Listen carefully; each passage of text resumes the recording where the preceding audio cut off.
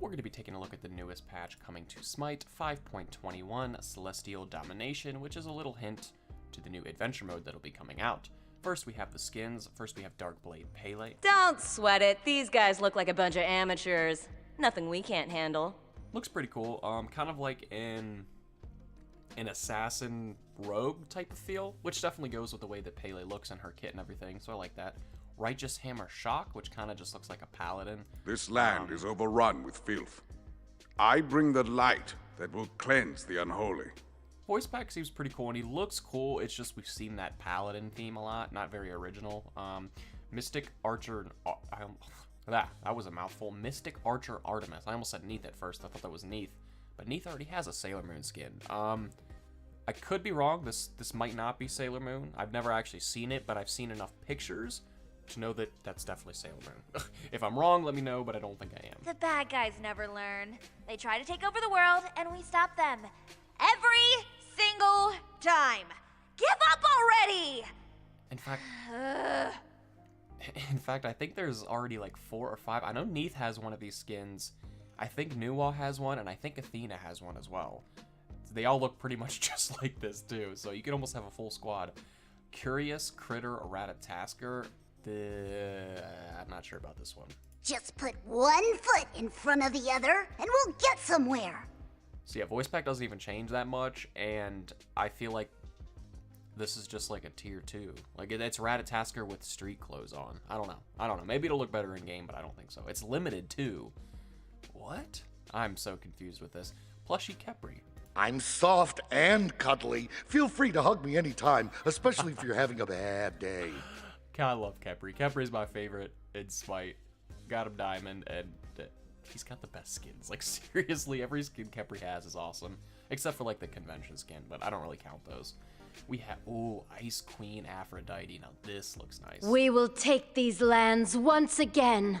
From the coldness of my heart, I can promise you that. See, I said that the Paladin theme has been overdone, which is true. But, like, you can argue that the ice theme and the fire theme and all that has been overdone as well. But, like, ice and fire, or water and fire, and then, like, good and evil, angelic and demonic, those themes will never get old to me because they're so popular. But, like, you know, the EDM ones and the Paladin ones, it's like, come on.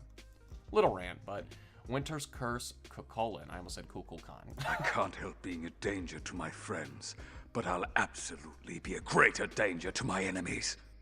Looks pretty cool.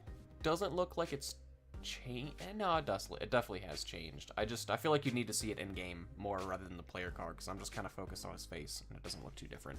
And then we have Celestial Domination. So this is the new adventure mode. Basically, if you have ever played Call of Duty and you've played Domination, I think it's essentially that. So the desert battleground of Celestial Domination awaits. 2 teams of 5 players face off each other across 3 lanes and a glimpse into Smite's past. Confront the wrath of the desert as you face the Sand Guardians in the shadow of a looming pyramid. Battle for supremacy beneath the heavens themselves. Develop your strategy and use it to dominate your enemies. So the way I saw it from the video, I didn't actually watch the patch notes, I just saw the little preview video they put up. It kind of just looks like the little sand golems or whatever are like the capture points, and you just got to capture them and hold on to them. So kill, capture, defend, defeat the Sand Guardians to gain control of their capture points. Hold and defend capture points against the enemy to reduce their tickets. So rather than gaining points like the traditional Domination, you subtract points, kind of like Arena and Smite with the tickets and everything.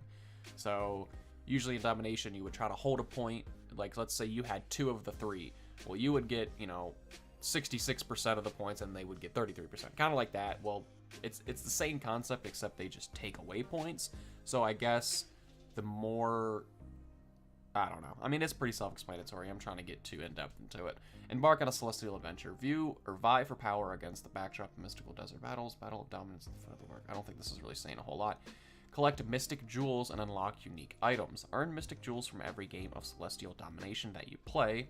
Spend them to roll mystic jewel chests. Some chests contain unique items exclusive to the Celestial Domination adventure. Okay, so that's pretty cool. It says you can earn them in every game, so I'm not sure the way that you earn them by just playing time. I'm sure if you win, you get a little extra more. And then the Mystic Archer bundle, which bundle always comes with a new adventure. You get a gold key for the Vault, obviously, and then you get that Mystic Archer Artemis, which is the one we just saw, Mystic Archer music theme, ward skin, and 5 Odyssey points, as well as 2,500 Mystic Jewels to spend on the event. So, pretty nice bundle there. Hera's Odyssey, purchasable items, we have Darkblade Pele and Rageous Hammer Shock, and then the Hera's Peacock Fountain skin. And then the bonus item is going to be the Hera's Odyssey pedestal. So Project Olympus, the Learn tab has been updated with the VGS guide. Artemis's ability icons also have been updated. We have the new Awesome Chest additions right here, as well as the Fantasy Point Store and Godlike Chest. You can go ahead and pause that if you'd like. We also have bug fixes here. Again, you can pause that. I'm not going to read through them. The item balances, however, we will, because that is important. So Assault. Stacking items is something we usually remove in Assault to prevent frustration and toxicity. However, these items can be stacked without last hitting minions and could really help benefit teams in this game mode. Okay, so the following items are allowed in Assault, being Soul Eater, Bound Gauntlet, and Gauntlet of Thieves. Alright, that's understandable, because like that was saying, like, if you're gonna build Transcendence or something like that in Assault, have fun with that. But like something like this is understandable. It's not gonna be that hard to get the stacks and everything, and you're not gonna be fighting with your team to get the freaking stacks. God Balance. Kronos walks the line between Hunter and Mage. Similar mage with ADC's potential to have higher base HP than usual mages. So he's going to increase his base health from 370 to 400 and then increase the per level health from 70 to 75. So that should be interesting for Kronos. Carnunos, the release of Hera shine more light on the polymorph effect, turning players into other creatures, effectively silences and disarm them. The full speed movement of affected enemies was often cited as a weak point of Carnunos' ultimate. Okay, so the polymorph targets are now slowed by 20%, just kind of helping him out a little bit there. Erlang Shen, his passive adjustment has made him a top pick, especially in the jungle. Natural boxing potential and ability to shred high HP characters.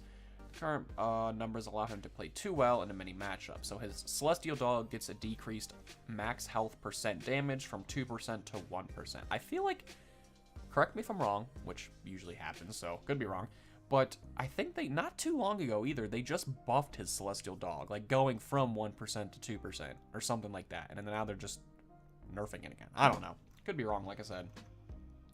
Fenrir has huge damage and control potential, but often felt limited. We are reducing many of his mana costs to make sure Fenrir can use his kit to full potential. Nice. So decrease the mana of Unchained, used to be 65 to 85, is now 60 to 80. Seething Howl used to be 60 to 80, is now a flat 60 at all ranks.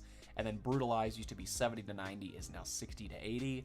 I love it. Fenrir has always been one of my favorites. Fenrir is just one of those guys, if you're having a bad game, you're having a bad day, pick Fenrir, run the traditional standard cookie cutter build, and just poop on people. If you're playing like a casual game, ranked might be a little different, but Freya. Freya continues to dominate the battleground of the gods since her rework. Her burst damage and lane clear tend to be the strongest aspects of her kit, so we are focusing on Northern Lights. This ability is seeing a base damage decrease to slow down her early game.